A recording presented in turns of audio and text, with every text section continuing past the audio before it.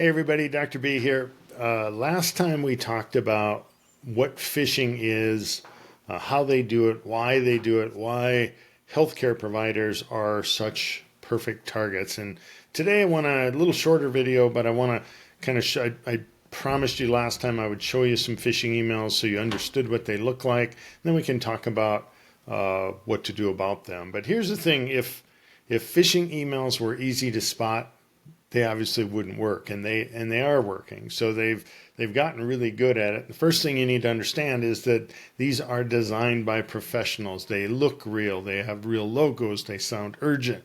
They look like any legitimate email you get every single day. And the attackers know that if you're busy and you're seeing patients back to back and you got billing and managing your schedule, and you're not going through and scrutinizing every email that comes through, and you got a team, some of you a small team, some of you a bigger team, that are also in their email, and you're trying to control what it is that they're seeing, clicking on, that type of thing. But again, nobody expects you to be perfect. Eventually things are going to happen, and we'll talk about what that really looks like. So let me just share my screen here.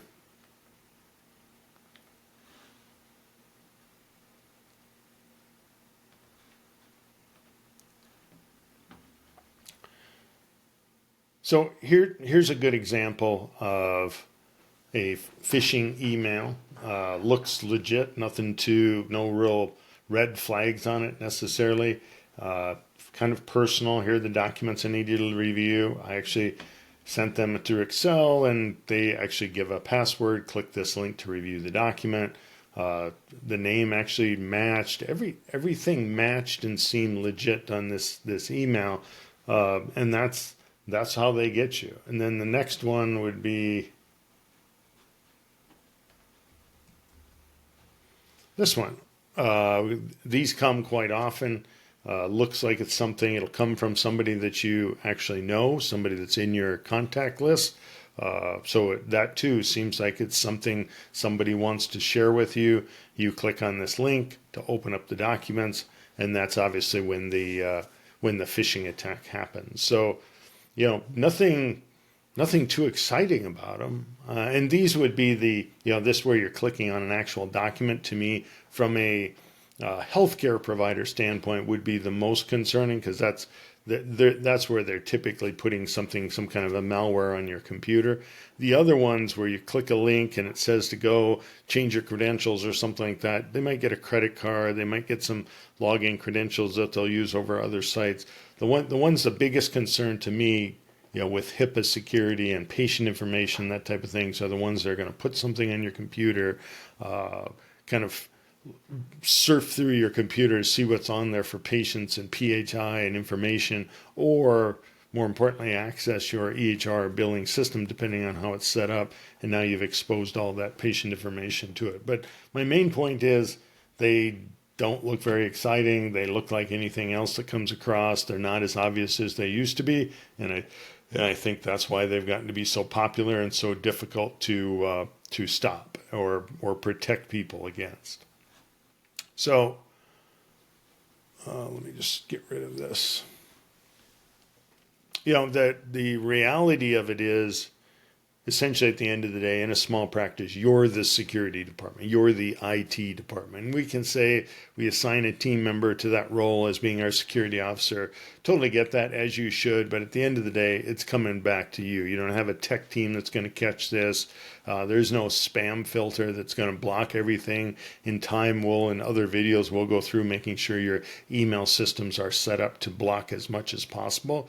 But it's just you and your team, and you're going to be the one that's responsible. So let's talk about what do you actually do when this happens. And I say when, not if, because at some point it's going to happen. You're going to get these. Probably going to start getting them weekly.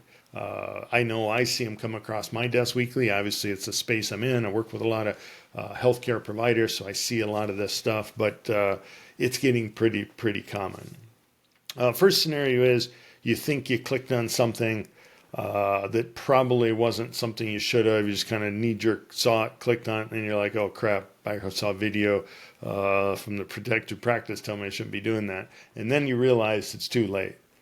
But first thing is, don't panic. Not all these are that big of a deal. They don't all result in you know, ransom and that type of stuff. Some of them do. But so first thing you want to look to see, well, what program were they in? What, your email, you want to make sure you go in and change that password. If there's some indication that they affected your EHR, your billing software, go in and change that password. Change any passwords, especially if you're using the same password across multiple different platforms. You definitely want to go through and change all that.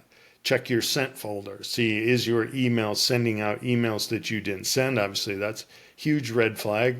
Run your antivirus software. Have it do, typically they're set up to do scans periodically through the month. Just manually push the scan out. See, is there anything that picks up? Make sure it's updated first, then run that scan and see what that's picking up. I mentioned antivirus. I'm going to make sure that we hit a video on that later because I think a lot of people's like, well, I don't know what antivirus is, and I think I have something. It was maybe on there when I started or bought the computer. Sadly, a lot of times that's a kind of a demo free trial that eventually expires that you have to renew, and if you haven't renewed it, it's not active on your computer. So we're gonna dig into antivirus, malware, firewalls, and things like that down the road. Tell somebody about it. Get your IT person. If you don't have one, doesn't hurt to get one. Did you have a relationship? You don't need to put them on some big $1,000 a month retainer, in my opinion.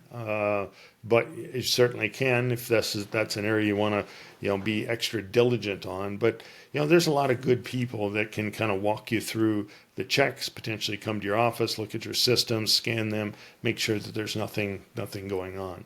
Or tell somebody like me, and I'll help walk you through it. So, scenario 2. Somebody tells you you're sending out real weird emails, that they're getting emails from you and you don't know, you didn't send them. That means your account's already been hacked. It's already been compromised. And this is happening to providers across the country. I mentioned some of the stories on previous videos. Again, change your password. Preferably go change that from a different device because they may be capturing what you're doing already. So go to your phone or something like that and go in and change your password and a lot of times when you change a password, you can kind of force any current login to be logged out, and you want to make sure that you do that. Enable two-factor authentication, multi-factor authentication. You see it a lot now. I don't care what system it is. If you have that, if it's an option, you should be implementing that. Always check and try to figure out what did they access and document everything. Take screenshots, times, document the steps that you took to remediate whatever problems that are happening. And then the third scenario is you got hacked. And obviously it's the most serious one. You log on, it says there's a ransom message, your system's all locked up. Obviously that's a big deal. You can see files are getting accessed. The number one thing, pull the internet cable, unplug it from either the Wi-Fi, you can lock out your router, you can pull out the Ethernet if you're hardwired, just basically stop the bleeding. And that's even more important. Sometimes people shut it off right away.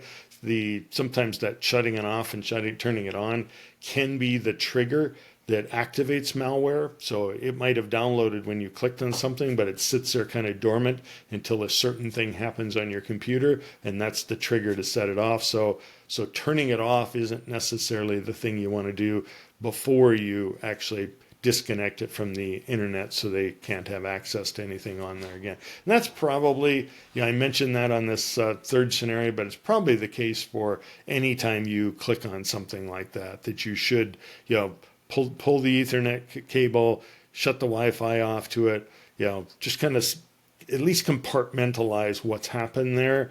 And then you've got some time to figure it out. You got time to get a IT person in there. You got time to run a virus scan. You won't be able to update it, so hopefully that's happening. But regularly, because now you don't have access to the internet. But yeah, that kind of contains it within your computer, and you hopefully don't have any damage from that point. Call your cybersecurity insurance if you have it. If you don't, we'll be talking about that in a later video about whether it's important for you or not important for you. Start your incident response plan.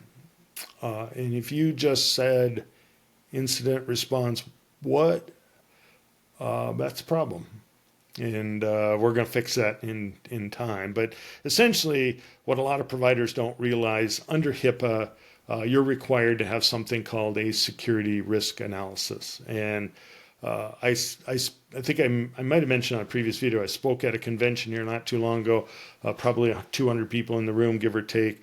Out of the 200, 197 of them had never heard of a security risk analysis. And it's required as a covered entity under HIPAA.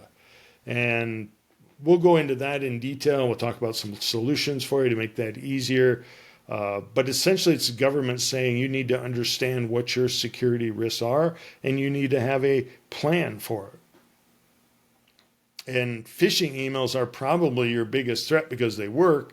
The good news is if you document what happened, you've changed your password, you enabled two-factor authentication, and you learn from this video and you document, you're doing kind of what HIPAA requires anyway. And that's really what it's about for me. That's why we'll dig heavy into the security risk analysis, because it's like they don't expect that you're perfect, but they do expect that you're trying, that you're not just ignoring it. And those are the ones that are really getting hammered with the fines. And that's why we put the emphasis on do something. And, at the end of the day, none of these videos are designed to scare you. They're designed to prepare you. Because the biggest difference between a provider who loses their practice or loses a hell of a lot of sleep and a lot of momentum in their practice and a provider who just deals with it and moves on is simple. They knew what to do, they were prepared, they had a plan, and they did it fast. That's the difference. Both of them are going to have those situations present to them. It's just how prepared are they when they come. So next week, we're going to talk about two-factor authentication. We're going to talk about what it is, why it matters, how to set it up on some of your systems. Because if there's one thing that stops most of these attacks, it's two-factor, multi-factor authentication. So if this was helpful, please subscribe. The whole point of this channel is to help you protect your practice without drowning you in compliance bullshit or technical jargon, just focusing on the stuff that matters, one video at a time. I'm Dr. B. We'll see you next week.